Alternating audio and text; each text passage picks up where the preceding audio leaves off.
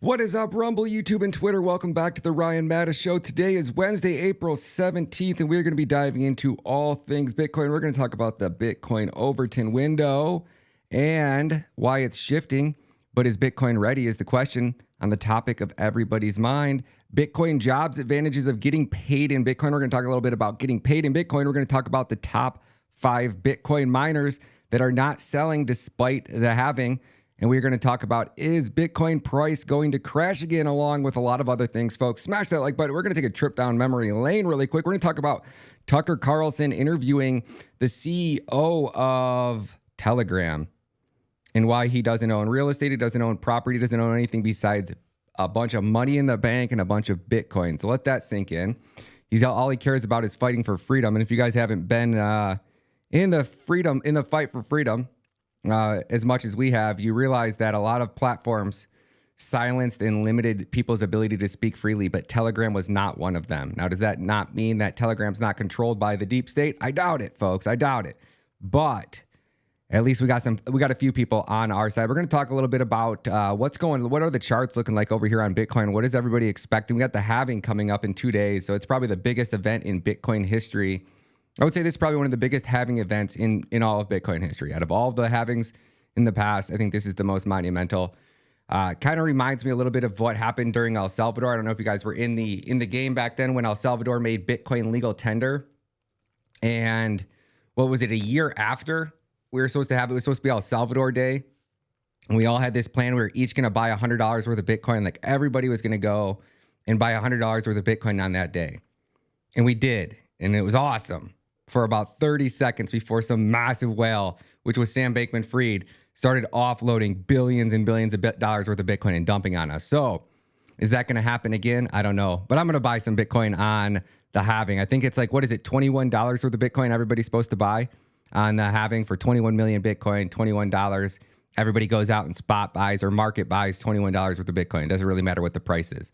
So that's the plan. We're going to get into that. I want to take a trip down memory lane really quick, and I want to talk about the 7 men who created the Federal Reserve. And this is the secret meeting of Jekyll Island with connections to the Rothschilds and the Rockefellers. And this is by G. Edward Griffin. He is the author of The Creature from Jekyll's Isle. If you have never read that book and you really want to understand money and understand the concept of money and how money was created, people go, oh yeah, Bitcoin's not backed by anything. You guys do realize that back in the day, I forget what century it was, but there was this island somewhere over in the Caribbean. They used to have these giant rocks, these like monumental behemoth rocks. And the only way that you could get one of these giant rocks was you had to take a team of people and you had to go on a 250-mile journey to some other island and with a raft, right? And then you had to basically take one of these giant rocks and then you had to ship it 250 miles across the open seas back in the days when they didn't have motors. And then if you got one back, I mean, that was your wealth. That one giant coin basically was agreed upon that those represented some value of wealth because of how hard they were to get. And they weren't able to counterfeit them or, just print more of them out of thin air. So it gave them some type of like reliable monetary system. And now we're getting to a point where we've tried gold, we've tried paper currency, we've tried it all. They've all failed. They've all led to the position that we are in right here, right now, where governments all across the world are able just to inflate your currency and your wealth to zero. You see things like Canada. I don't know if you see what's going on in Canada. Trudeau's imposing a 66.7%. 66.7. You can almost guarantee that was probably 66.6%, these sick people, right? So you're talking about collapsing an entire society. Implementing a 67% capital gains tax is unbelievable. I mean, that's like, the government's going to do nothing and produce absolutely nothing of value. And they're going to take 67% of the wealth with probably taking zero risk to the downside. So they're just going to steal 67% of the wealth you generate by investing your capital. I mean, that's absolutely insane. That's death to civilization. That is absolute enslavement. Big government's going to own every single big business. Everything's going to collapse. The government's going to buy it up. They're going to own everything. And you go from being a civilization of free thinking individuals to complete tyranny, complete control. You either work for the government or you're poor. I mean, you're talking about communism.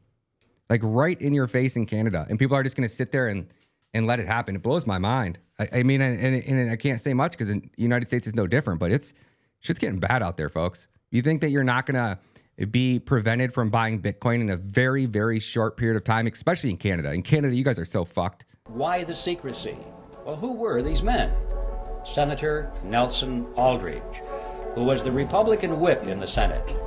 Aldrich was a business associate of J.P. Morgan. He was the father-in-law to John D. Rockefeller, Jr., which means, of course, that eventually he became the grandfather of Nelson Rockefeller, our former vice president. The second person at the meeting was Abraham Piatt Andrew, who was Assistant Secretary of the Treasury. Frank Vanderlip was there. He was the president of the National City Bank of New York, which was the largest and the most powerful of all the banks in the country. Representing the financial interests of William Rockefeller, Henry Davison was there. He was the senior partner of the J.P. Morgan Company. Charles Norton was present.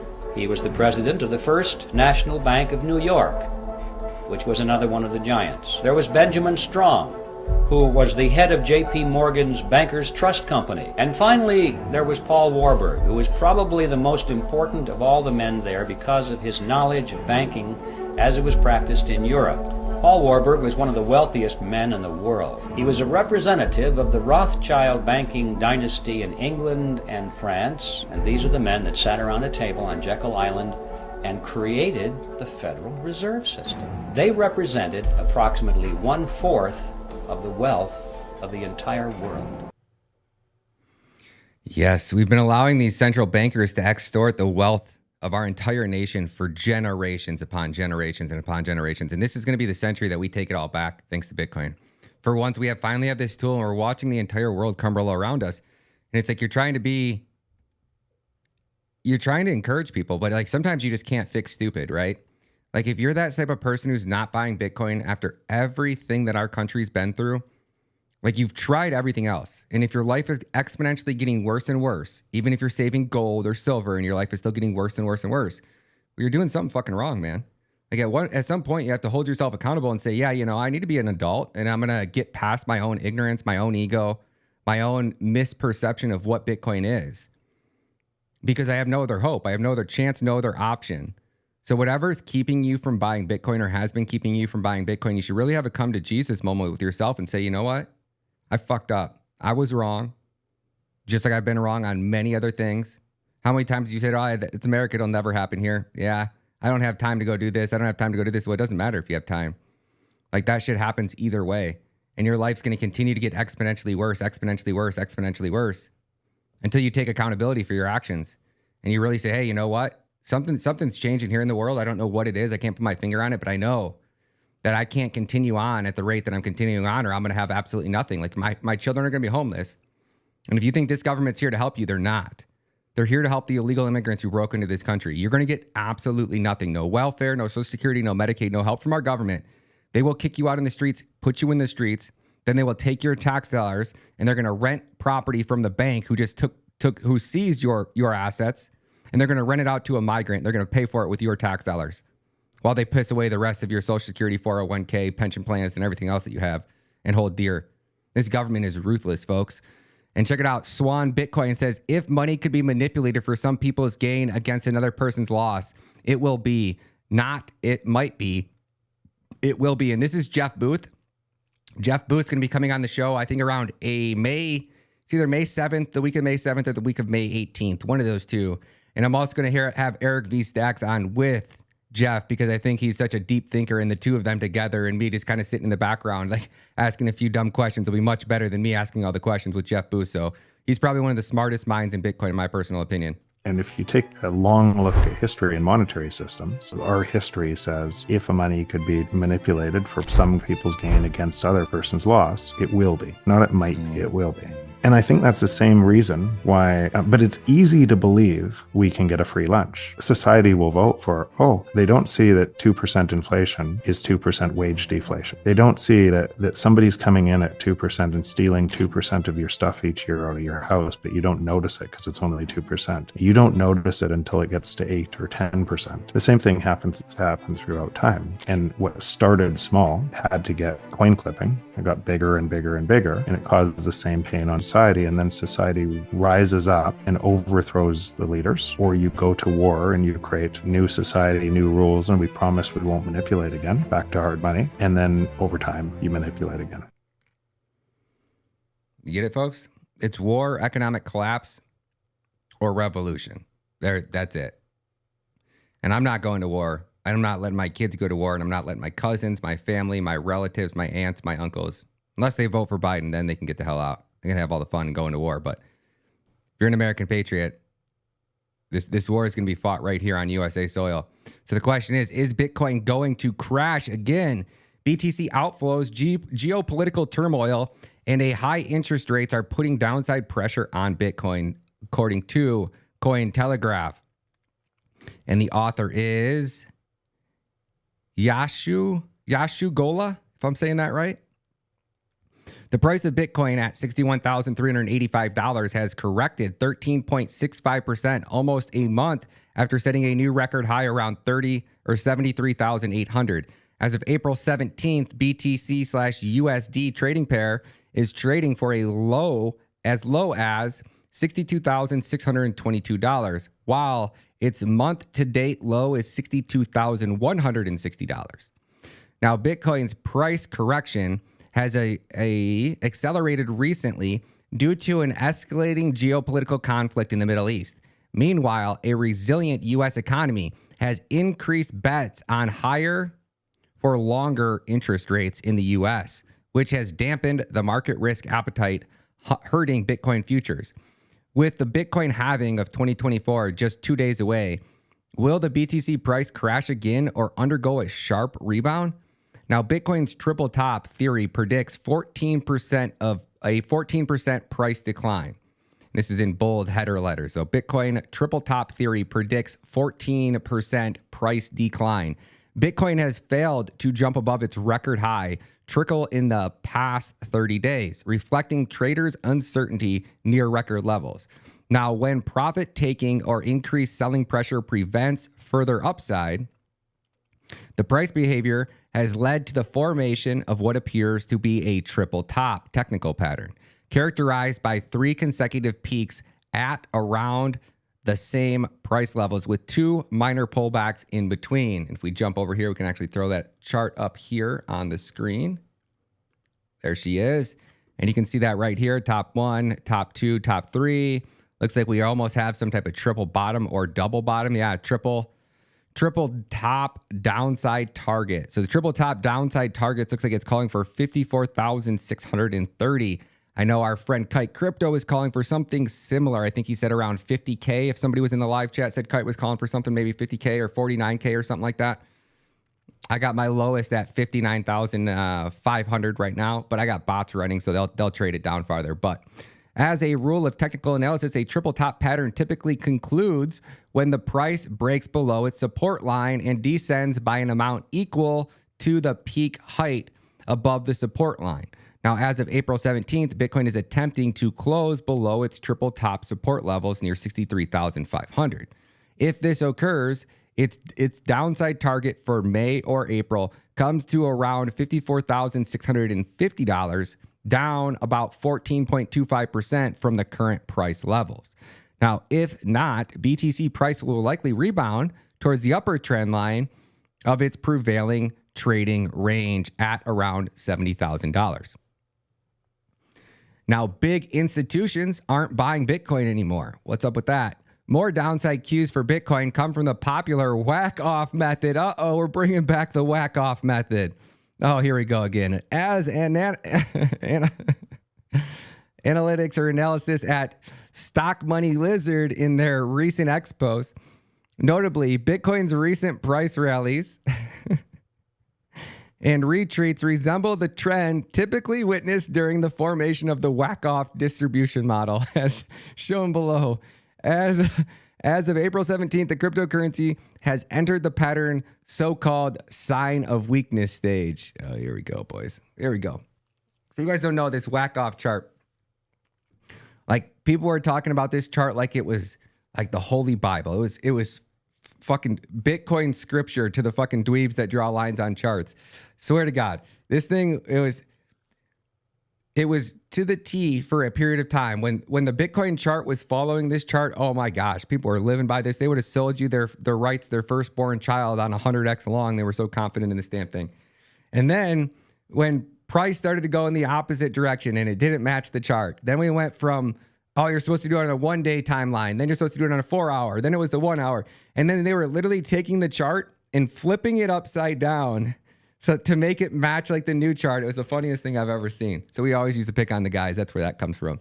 So this stage suggests that demand is waning, which in turn sets up the asset for a downward move. In Bitcoin's case, a lack of demand is due to growing risk aversion, mood caused by the Federal Reserve's higher for longer interest rate policy and the escalating Iran-Israel conflict. Opinions at Stock Money Lizards. Big institutions have paused their buying for now, the analysis argued, adding, the inflows of ETFs is as low as never before. Our guess, the sense that difficult times in the market might come. Now, Bitcoin ETFs have witnessed nearly 150 million in outflows since the beginning of the Iran-Israel conflict on April 12th, according to data by Farside Investors. You guys can come over here.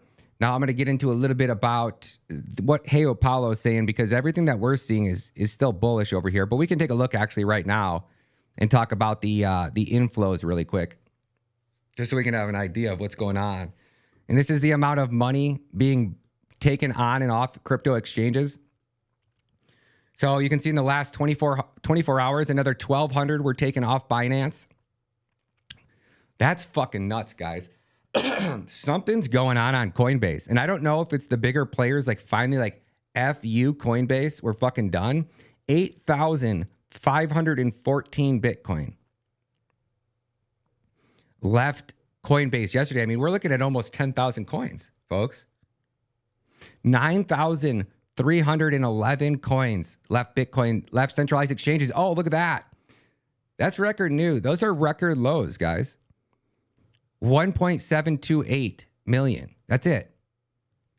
That's all the Bitcoin left in the world that people can buy right now. As far as, like, you can't go on any exchanges or off at other exchanges and get it anywhere else.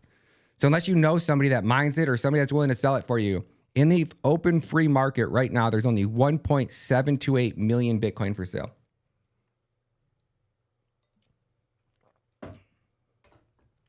That's fucking nuts. So let's just do that. Yesterday we did this and we were looking at 22 months based off the amount of Bitcoin that was still sitting on exchanges or had been taken off over the last 30 days. But let's say we have 1,728,980. So 1.728 million Bitcoin left on exchanges. And let's say we take off 9,311 per day. 185 days. So just what we did in the last 24 hours, when they're telling us that institutional demand is waning, but yet I watched 9,311 Bitcoin leave an centralized exchange. Why would the Middle East conflict affect Bitcoin? I'm not really sure. Maybe a bunch of the Arab states are busy buying weapons and missiles and not Bitcoin. Or maybe they just start using that money to buy Bitcoin. I don't know, man. I am not really sure. But this is wild to me.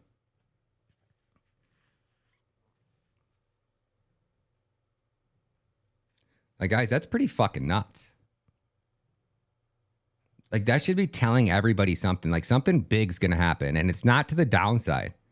There's just no way. There's no, how, where. So I just don't get this part. I don't get how there's this little Bitcoin on exchanges lower than ever before. And we have all these ETFs buying up billions of dollars worth of Bitcoin. Why is price not skyrocketing? How are they able to hold price down? This is blowing my mind. It's going to rip. When we hit price discovery, 66,000 Bitcoin have been taken off Coinbase in the last 30 days. Gosh, damn, that's so bullish. Fuck me. Holy cow. Get ready. This thing's going to fucking rip, folks. Jeez, oh, Pete's, man. It's going to be so fun. I'm trying to get so many people from LFA TV because when Bitcoin rips and you just start making money hand over fist, like your entire outlook on life, your personality, your ability to enjoy yourself, it's just a win for everybody, man. I'm so excited for you guys to win with us. BTC will hit $75,000, predicts another analyst. A segment of Bitcoin's market remains optimistic about the possibility of a prolonged BTC bull run in the coming months. For instance, analysis Christopher Inks cites an independent Adam and Eve pattern for his bullish reversal call. This pattern is characterized by a sharp V-shaped bottom, followed by more rounded U-shaped bottoms as seen below. And this is where I kind of like get like, okay, you're just drawing lines on a chart. You know, I don't take it for what it is, but I feel like there's always some type of pattern on a chart. But weird as hell, sometimes these things play out, and they actually do play out. So we'll have to see. Inks notes that BTC price could rally towards 75,000, a new record high, if Adam and Eve plays out as intended in the coming days. According to a technical analysis principles, Adam and Eve pattern typically concludes when the price surpasses the resistance level and climbs an amount equivalent to the pattern's maximum height. Say that 3 times fast. Similarly, data analysis platform Crypto Quant notes that Bitcoin's withdrawal from exchanges has reached their highest level since January of 2023, indicating strong accumulation during the outgoing price dips, or the ongoing price dips. In other words, many traders anticipate Bitcoin can avoid a major price crash despite the weakening market sentiment in the past months. Now, let's jump on here. I always like to give these guys a shot. So let's take a look at Dan Gambardello, if I'm saying that right. Dan Gambardello. Bitcoin dip is good, setting stages for a crypto golden era. Easy to do high fear videos when Bitcoin price is falling, but this dip is normal and bullish. And here I show you exactly why. So let's check out this gentleman's work. Bitcoin dipping on the daily chart right here. A lot of people concerned in this video. I'm going to break down exactly why. I am not concerned about the move, and I'm going to just show you straight up on the chart what is actually happening right now. So please hit the subscribe, hit the like. Let's jump into the video. This is Bitcoin on the daily. I'm going to dive into short-term technical analysis on this daily Bitcoin chart. We're going to talk about targets, all of that good stuff. But I just want to zoom out. And I want to show you something because this will be clarifying, I think, for a lot of people. This is zoomed out on the monthly. We do this so often. We zoom out on the monthly, but I'm going to give you specific data points that is just like very eye-opening. I'm going to go to the weekly. And what I want to do is I want to go to the weekly back here in 2012. This is Bitcoin halving 2012.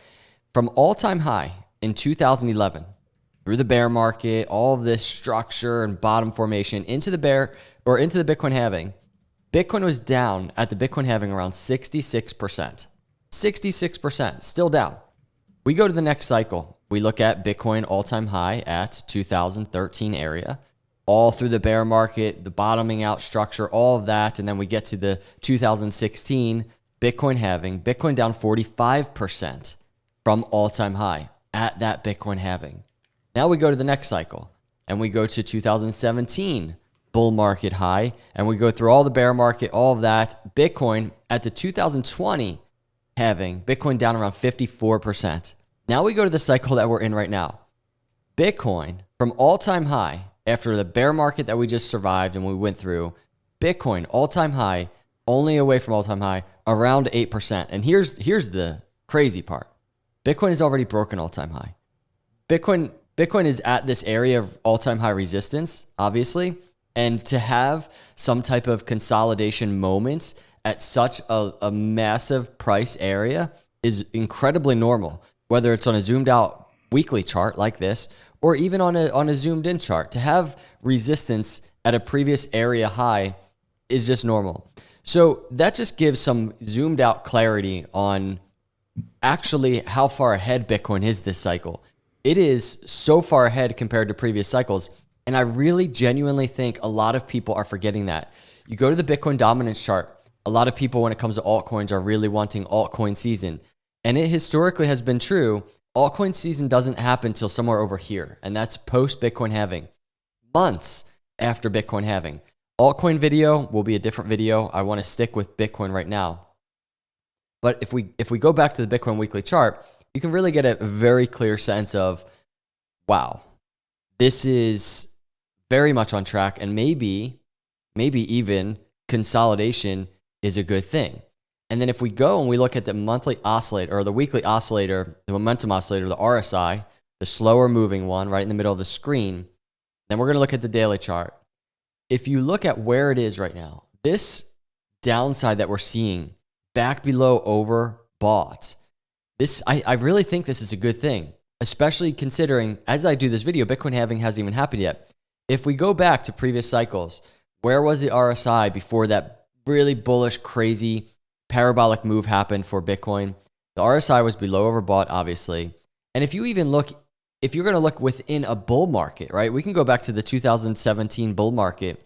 You can see along the way, even after Bitcoin broke the bull market doors post Bitcoin halving, Bitcoin had these consolidations that were necessary. And you can see on the RSI, Bitcoin falling below the overbought area. So the fact that Bitcoin's cooling down, like we see it cooling down right now, I think is an incredibly healthy and good thing for Bitcoin. This is, especially if you're a long-term holder, this shouldn't be a sprint. We really do need to pace ourselves. And I say a lot, people have been spoiled this cycle. People think that we are in kind of this territory, right? This should be happening right now. All of that all-time high parabolic craziness. Bitcoin halving hasn't even happened yet. And I'm just going to keep saying this. That just is what it is. Bitcoin is way ahead of itself compared to other cycles. Now, if we dig into the charts on the daily, let's talk about the move that's going on. Whether we're in the middle of a bear market, in the middle of a bull market, whether we're at all-time high area, whether we're at all-time low area, this structure that's playing out, this is structure. And this is exactly why I do technical analysis, because it allows us to put aside the narratives of what's going on. It allows us to put aside everything and just look at the setup, because these setups throughout the years, as I've been doing these YouTube videos, have been so consistent and so sound in delivering, for me, just a really nice visualization of what could potentially be next. So let's dig into what is actually occurring here. It is incredibly normal. I want to take a really quick clip from 8 days ago. Bitcoin was actually breaking to the upside out of that triangle. Check this out. That's what I'm watching. I'm not talking too much about downside, although in my mind, as I look at this chart, it is there. There is downside in play. It sounds crazy as Bitcoin's breaking to the upside. But again, how does a daily candle close out of the symmetrical triangle? Does Bitcoin even break this resistance, or is it getting rejected, coming back into the apex? Then we have to start talking about, can support hold at the lower trend line of the symmetrical triangle? It could be a week from now. And Bitcoin could be testing the lower trend line, and we could be talking about revisiting all the way down here, the apex of that rising wedge. Now, this is before, and this is just really helpful context to the story we've been tracking on the Zoomed In. This was before we had this mass fear event over the weekend, and you can see what happened. Bitcoin did not break to the upside. It pretty much failed, all in that area we were discussing, fell back into the apex, and an event, a high fear event, that is war, which is incredibly sad that this is even happening. This triggered a move for Bitcoin. We fell into the apex, we broke the lower trend line, and guess what? Just as we were potentially preparing for in this video, we are talking about the move to the downside. That's very much what's happening right now. But that was before we even had what had transpired happen. And that's because the move, whether anything is happening or not, the move is normal. This is a very technical analysis move. So if we look at this right now, what do we see? There's two things that I see. Number one is obviously the target in the lower 50s. That's just in play. And I want to mention, if we zoom out on the daily chart, this is where the technical move just becomes very normal. We have this rising wedge broke out in February, talk about this a lot, this would be a throwback to the apex. This happens so often with patterns. And so on the macro, you can see, since this is a massive pattern right there, you can see the $85,000 target still up there. Those things take months. For patterns this big, could take months for those targets to be hit. Maybe we don't get the target being hit until some massive downside. And right now, this is what's in play. So the first thing I obviously see is the target to the downside. That is not to say that Bitcoin will hit that target. There are other things happening on this chart right now. And what I want to mention are two things. The upper trend line of the rising wedge, and right now that is around 59,000. And then the other thing that's happening is this is the top of the bull market doors. This is an area of interest regardless of what structure is here. That's just an area of interest for Bitcoin, around $57,000 to $58,000. If we zoom out on the daily chart, the reason I'm bringing that up is just because if you look back just a couple cycles ago, and this was in 2017, Bitcoin broke the bull market doors, very bullish move, and then just massively fell back to the bull market doors. That's a move it's been in play. And so here we are once again. We've not tested that area yet, but you can see it's very confluent with other areas that we have to the downside. But first things first for me, Bitcoin is very much cooling down on the daily oscillator. You can see it. We're not in oversold, right? So there's still potentially some event that could be in play right now for Bitcoin to the downside, but support along the way is the very first thing I'll be looking for. It's the upper trend line. It's the upper end of the Fibonacci, and Bitcoin maybe continues downside, get a bounce up, then we're falling lower. Maybe we pull back to the trend line. I'm just allowing Bitcoin to consolidate and do its thing. All the while, I will be keeping an eye on the RSI, the slower moving momentum oscillator. But all these things, everybody, very normal. We'll continue to track to see if we get a pullback or earlier to the apex of the triangle going into halving. Triangle, lower trend line right around, $66,000 or so. So we'll just track Bitcoin. All in all, everybody, I still remain macro bullish on crypto. Let me know your thoughts in the comments below. Hit the subscribe. There you go, guys. Go over there and give that gentleman a follow. Let me pull up his Twitter again one more time. Where the hell did that video just go? There it is. And he goes by Dan Gambardello. Dan Gambardello, if I'm saying that correctly. Swing over there, give him a follow on X. He goes by actually on X at crypto, RECRUITR over on X. That video was posted about 3 minutes before we went live. So we're going to pull up the next juice that we have going on here. Juice. What the fuck am I even talking about? Top 5 BTC miners not selling despite the Bitcoin halving. This is another article over on Cointelegraph by Zoltan Vardai. Zoltan Vardai. Let's check it out. He says top 5 BTC miners not selling despite Bitcoin halving. The first 5 largest Bitcoin mining farms are not selling in anticipation of the Bitcoin halving, despite historical data suggesting a significant post-halving drop in Bitcoin miner revenue. Right, but this is what I don't get about this. Why would anybody want to sell, right? Unless you absolutely had to pay bills. I get that. You got electricity bills you have to pay. But if you don't, why the fuck would anybody want to sell Bitcoin today for 70,000 or 60,000 when you can sell it tomorrow or next month for 120,000? It just seems so asinine to me.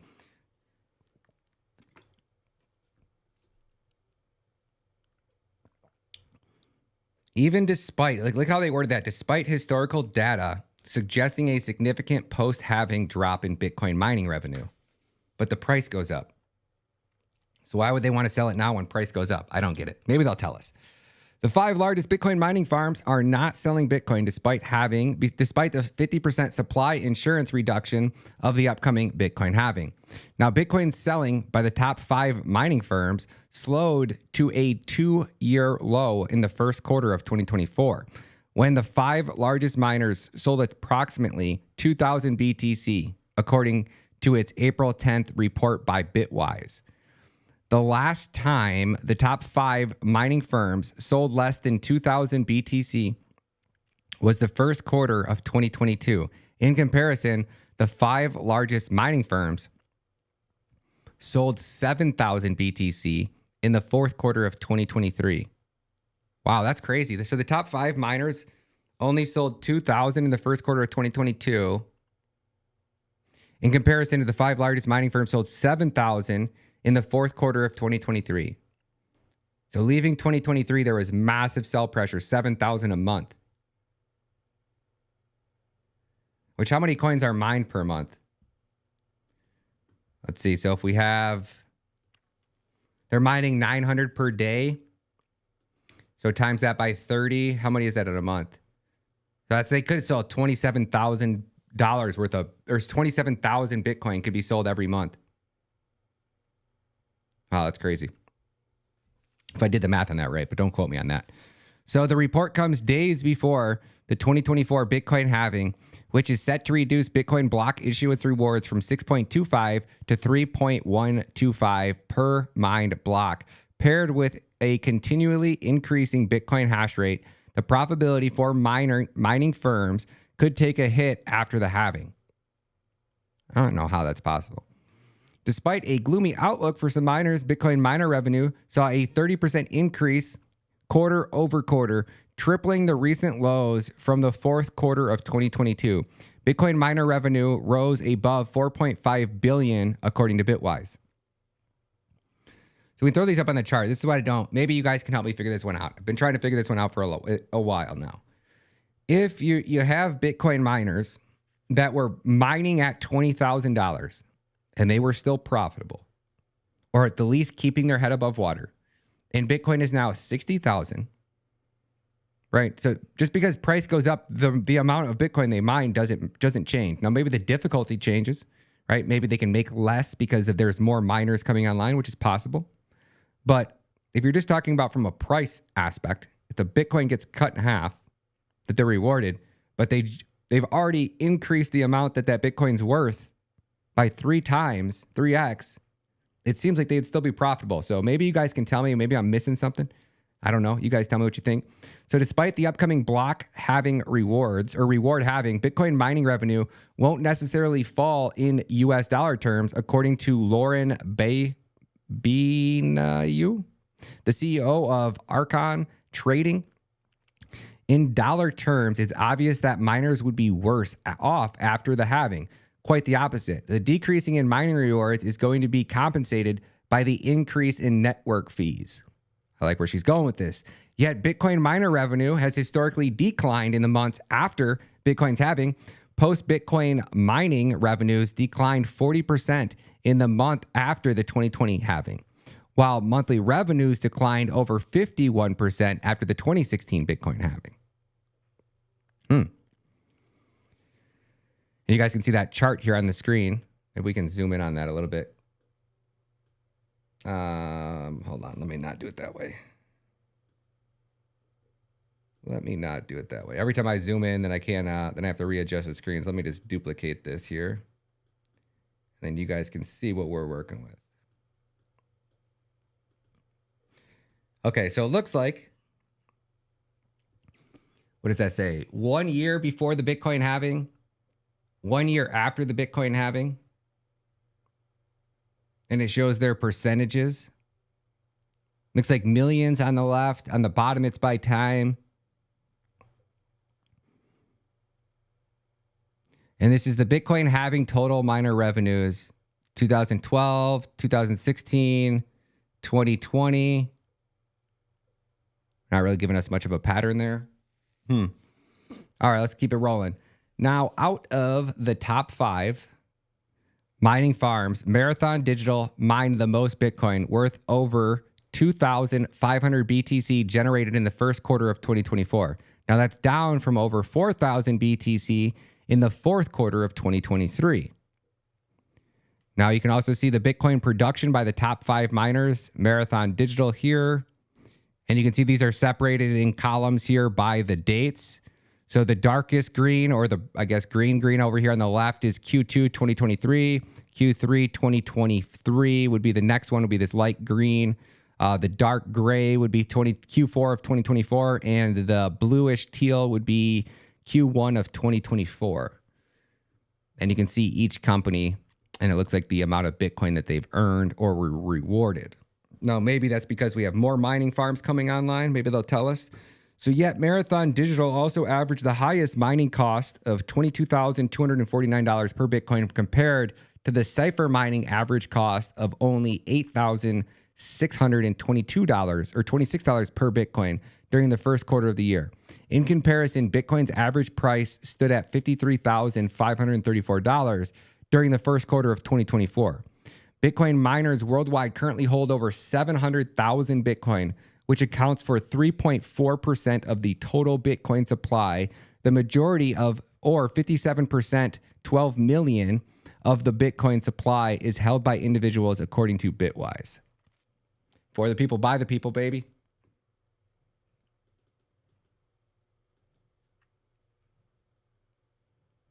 Pretty crazy to think that like Bitcoin is literally a gift from God. Like it is our last hope that we have at freedom. And I want to give a big shout out to, actually, I just want to jump right into this next one. Smash that like button for us, folks. You guys are just joining us. Greatly appreciate it. If you could just, especially for over on Rumble, if you just swing down and turn that grayed out thumbs up button green. If you guys are on YouTube, what are you doing over there? Come join us over on Rumble at Ryan Matta. I'll share the link in the live chat for you. Telegram creator Pavel Druvos first interviewed in 8 years with Tucker Carlson. I have had a few $100 million in my bank account or in Bitcoin. I don't do anything with it. I don't have real estate. I don't have jets or yachts. I don't think that lifestyle is for me. I believe in freedom. Amen, brother. Wow. Wow. Oh, why doesn't everybody do it? Because they don't. That's the problem with our country, right? We've allowed these unelected government bureaucrat hacks to pass laws and legislation that let foreign nationalists buy their seats on board of directors and take over USA-ran companies. I mean, it's absolutely mind-blowing. It's despicable. It's downright treasonous. And these suckers have destroyed every aspect of your life. Now, I don't know if you guys seen, I just got a message from somebody that's talking about, this is Fox News, talking about Biden's, let's just airdrop it over here. This is what's to come from Biden's taxes. Second Biden term. Taxes for you peasants. Somebody's got to pay for Uncle Sniffy. Somebody's got to pay for Ashley's new shower, if you know what I'm talking about. Let's check it out. Here you go, folks. Get ready. Here are the massive tax increases coming your way in a second Biden term. Oh, cool. We got a video. I'll just rip this. Give me 1 second. You guys don't even have to hear me read it. Winning at every level, folks. Oh, it's going to download too. You guys are in good shape. You guys are in good shape. Let me jump over here while that's ripping and talk a little bit about Simply Bitcoin TV, folks. If you guys aren't following Simply Bitcoin, we had their team over on the show for an interview last month, at the beginning of last month. So just in, Grayscale CEO Michael Sernshine on Bloomberg discussing the upcoming Bitcoin halving this week. If demand for the asset is continuing to increase, but supply is slowing down, historically, that has been a tailwind for Bitcoin price. Look towards this Bitcoin halving. Maybe it'll happen on Friday. We know it's imminent. Usually it's a tailwind for prices, but are you expecting that this time? Have we already hit the rally, the peak of the rally for Bitcoin for 2024? Well, it's great to be here. Thank you so much for having me. I think for a lot of investors, especially this Bitcoin halving, it's a little bit different this time around. And I really say that because I think it's really a function of who and how many investors are involved in the crypto ecosystem as compared to other halvings. So for a lot of investors, this has been a really important milestone for them to really revisit the fundamentals of Bitcoin. The fact that the overall cap of the Bitcoin token supply issuance will only reach 21 million tokens. On average, new Bitcoin are mined about every 10 minutes, so new Bitcoin coming into circulation. And about every 4 years, that supply gets cut in half. So Bitcoin today, there's about 19 plus million tokens in circulation. It'll take about the next 120 years for the remaining, 2 or so million Bitcoins to come online. And every time we come up to one of these halving events, it really does come back to the fundamentals of supply and demand. If demand for this asset is continuing to increase, but the supply is slowing down, historically that has been a tailwind for Bitcoin prices. So we're just a couple of days away from this next Bitcoin halving. So I think a lot of investors are eagerly anticipating to see what the market reaction will be. Wow. PDX Leroy says, yeah, I need to send this to my liberal sister. She hit the ceiling when Trump lowered taxes. And I go, wait, what? Your sister was mad that Trump lowered taxes? And she goes, yes, because he lowered for corporate.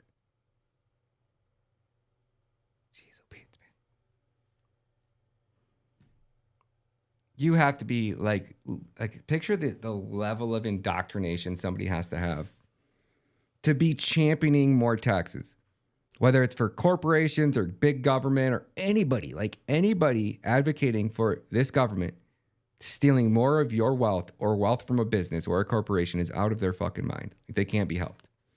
They are mentally unstable. They have so many years of indoctrination. You couldn't break through that shit with a fucking sledgehammer. Legit. That's fucked up, man. Jeez. Sorry, man. Sorry to hear that.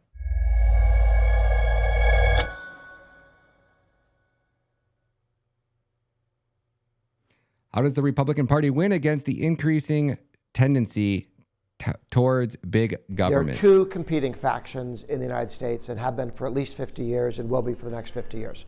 The Republican Party is a coalition of groups and people that sit around a table and all want the same thing. They want to be left alone on their vote-moving issue. Leave my money alone, my property alone, my small business alone, my guns alone, my Second Amendment rights, my homeschooling alone, my ability to be a parent, my parental rights. Leave me alone. That's what I vote on. I'm not asking for somebody else's money. I'm not asking you to punch somebody else. I'm not asking you to send me cash or tell me I'm swell. I'm asking you to leave me alone on my vote-moving issue. And by the way, I've only got one vote-moving issue, okay?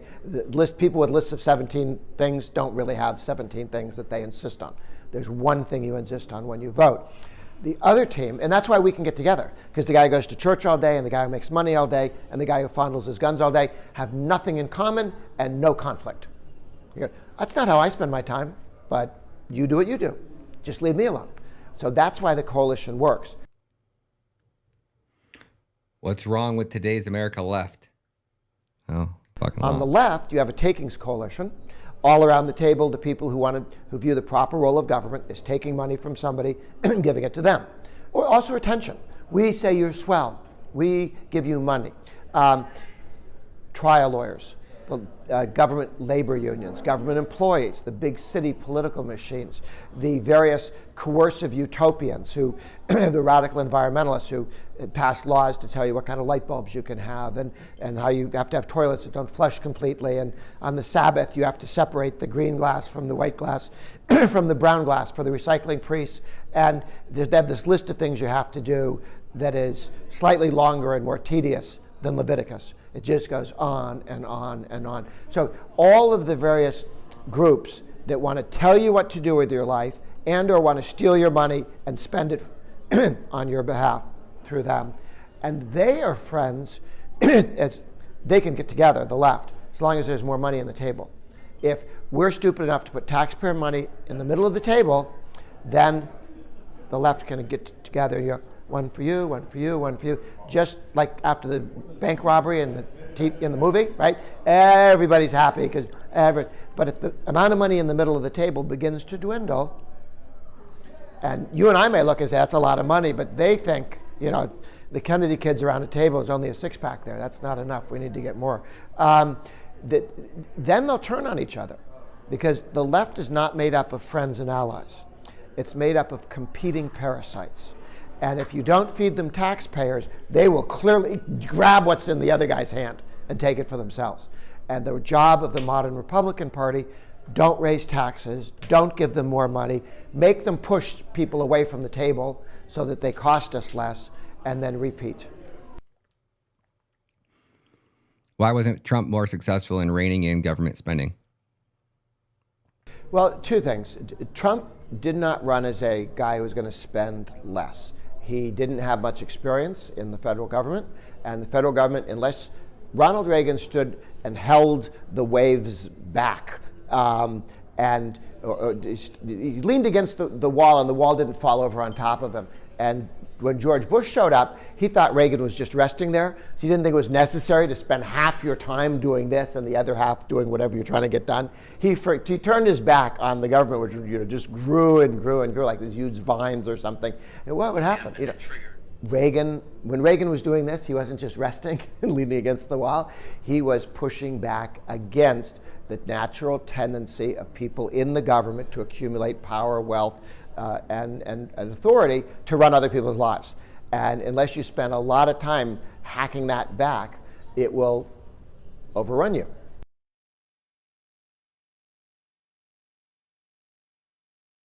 What is happening with the current Republican what's happening leadership? with the Republican Party is you don't have the leadership you might want at the national level, because the head of the House and the head of the Senate Republicans spend all their time managing their coalition. They don't really get to lead it, they get to manage it. That's not, so you can't sort of, okay guys, we're all doing this, because 5 people will walk out of the room and you don't have a majority in the House. So the leadership will come up from, as Jack Kemp did, from the bottom's the wrong word, but from the main membership, not from leadership, not from a committee membership or whatever. But the real leadership right now is at the state level. There are 4 states that are holding spending below the growth of the wages of their people, okay? You can look at certain governors and say, that's the kind of person that if they did in their state, if we did that in Washington, that would be winning. Yeah, buddy. So Biden's going to raise our taxes. How about that, folks? So in this article, it says Donald Trump has outlined his plans for federal taxation. Should he be elected, I want to make the Trump tax cuts permanent. You know, they expire in a year, and we'll cut your taxes even more than he said in a speech in North Charleston, South Carolina in February of 2014. Trump made a direction clear, lower. Now, Biden's plans calls for small business tax hikes, a corporate tax hike, a capital gains and dividends tax hikes, income tax hikes, energy tax hikes, and even a second death tax on top of the first one. Oh, they're gonna bankrupt this fucking country, man. Dude, people aren't gonna be straight in fucking poverty, man. It's so fucked up. Like, they'll be like scrambling to try to get their money out of the system, and it just won't happen. There's just gonna be no way. And people are gonna be, oh, you want these dollars? Yeah, you're gonna probably be paying. Like, I think I would predict on the black market, your Bitcoin becomes worth twice as much.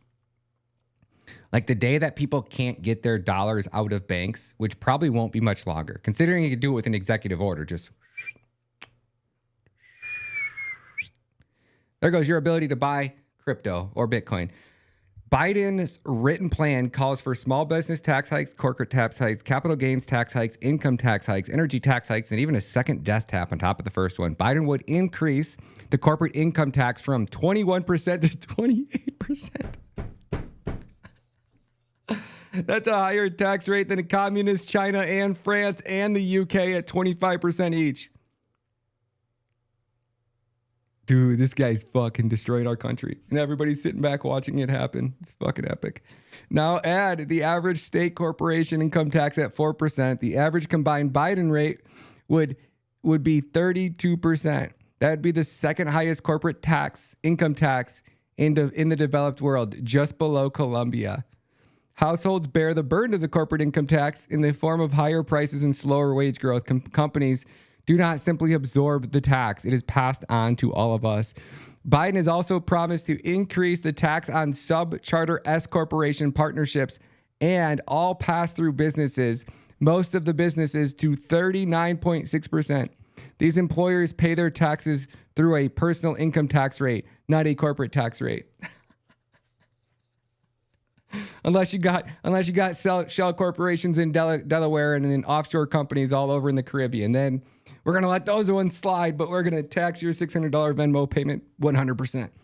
Elections in 2024 put $6 trillion in taxes on the November ballot. Woo! Biden's budget promises to increase the federal capital gains tax to 44.6%, the highest rate in 100 fucking years. California businesses would pay 44.6% federal capital gains tax plus a 14% state capital gains tax at a combined rate of 59%. New York State businesses would pay a combined 53.4%. Fuck you, California. Fuck you, New York. You're fucking done. You guys are fucked, so fucked, man. Your children are going to be gosh damn slaves. Holy shit. This is absolute slavery. It's lunacy. It's just clowns, dude. Unfucking real. Meanwhile, the developing world average is 18.78%. China is 20%. Under Biden, you could work for 40 years, sell your business, and the government could take half or more.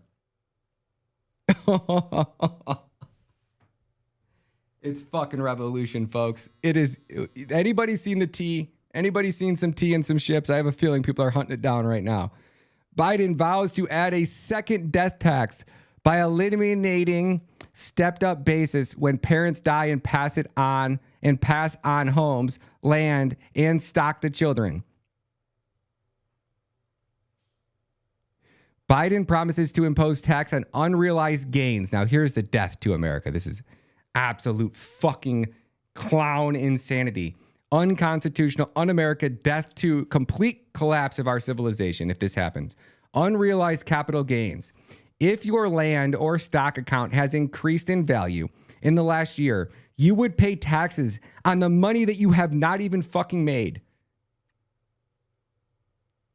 You understand that? That's unrealized capital gains.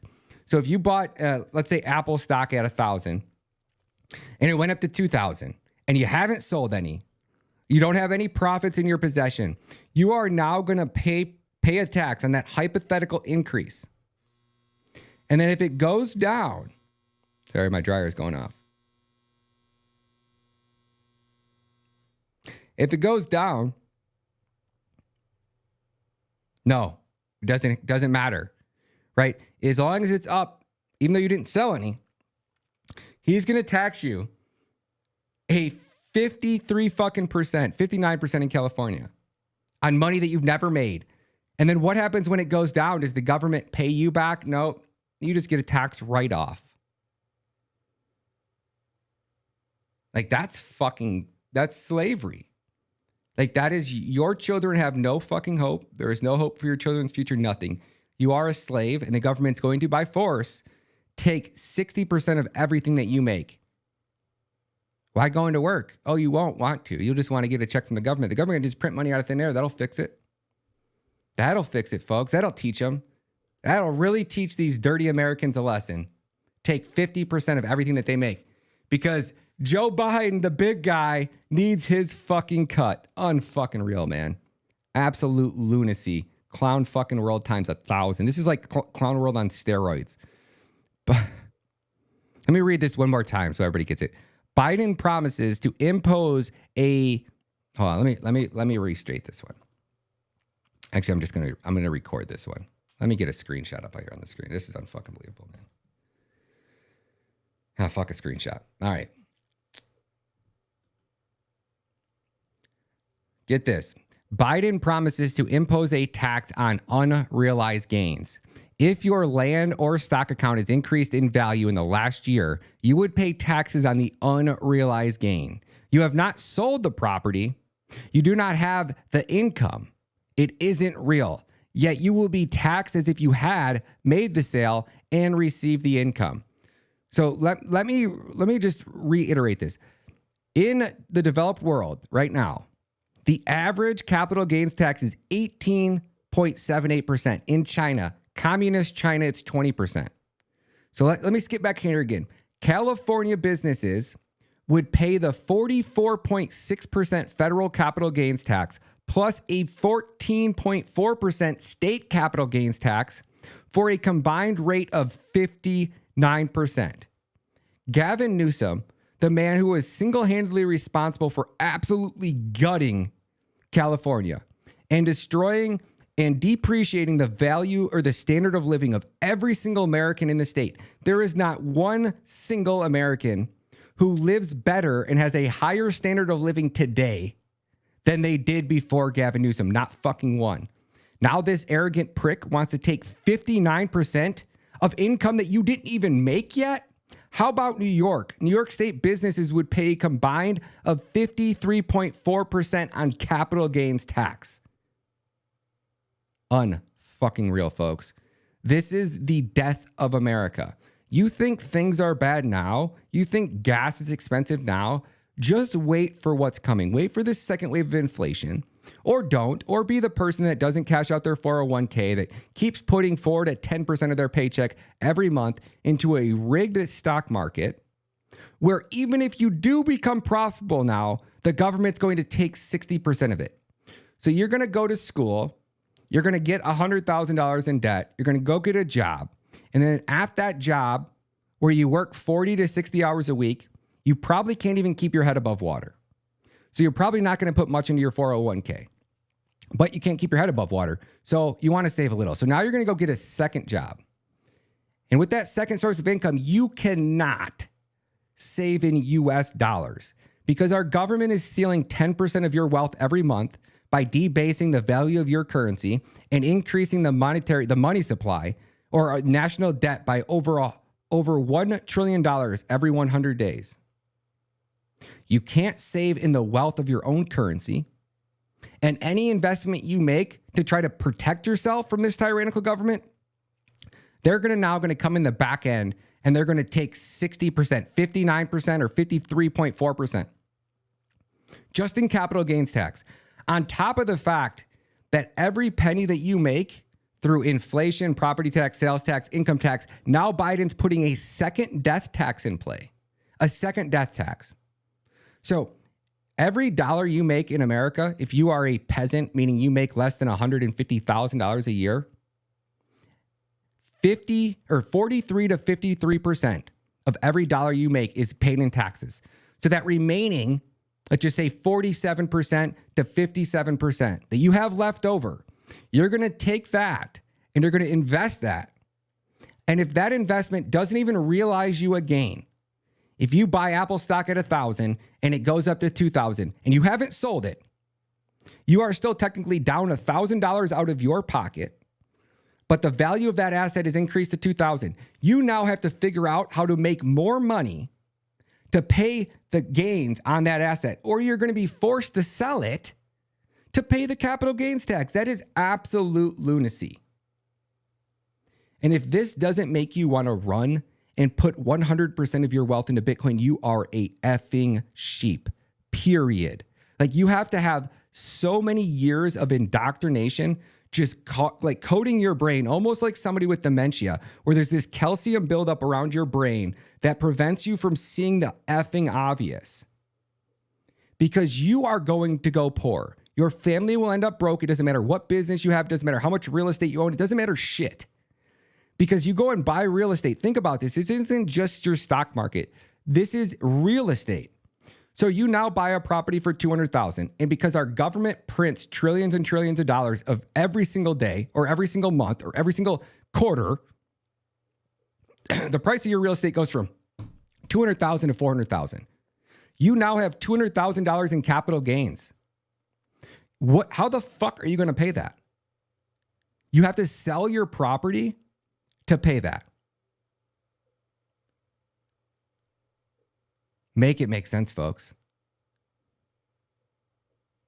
Please explain to me how our government has become so tyrannical that the men, the adults in Congress, think that we're just going to sit by here and act like we're slaves. We do not have kings or queens in America, folks. We do not. We are not their servants. We are not their slaves. They don't own us. They are not our kings or queens. These are our public servants who work for us. And it is our God-given right that if our government becomes so tyrannical that life, liberty, and the pursuit of happiness is no longer achievable, then it is your God-given right, is your obligation to this nation, your birthright, to remove said government and replace them with a new form of government, which then inherently serves we the people.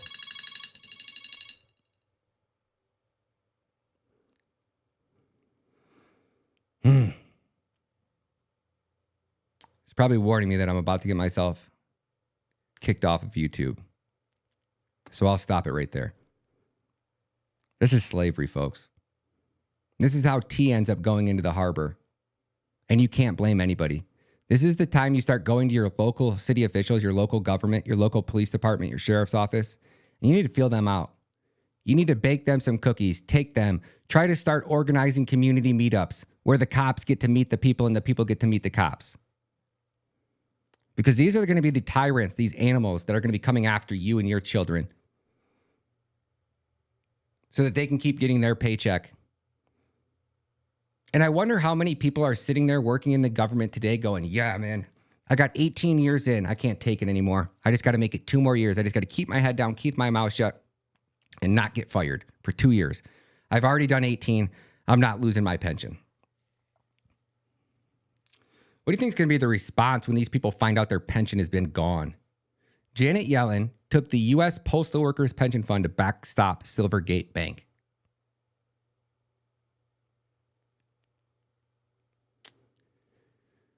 The police officers, your pension's gone. Firefighters, pension's gone. First responders, pension's gone. Postal workers, pension's gone. Border Patrol, National Guard, all of your pensions have been looted, bro. Looted. Where do you think that billions of dollars came from for Ukraine or Israel? And do nothing, Johnson can't wait to send more of your money. So you're sitting home, you're stacking gold and silver. Come on, folks. You guys are crazy, man. Go out there and get Bitcoin now. Stop acting like children. Get your shit together and understand that we are at war with our own government. It is no longer an if. It is an absolute fact. Our country is being invaded, and the time is now to immediately rip that power from them before we don't have that option. So God bless each and every one of you guys. Smash that like button. Hopefully you guys have a great day out there. Be safe, folks.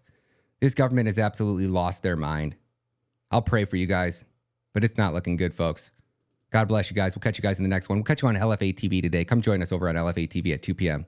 God bless.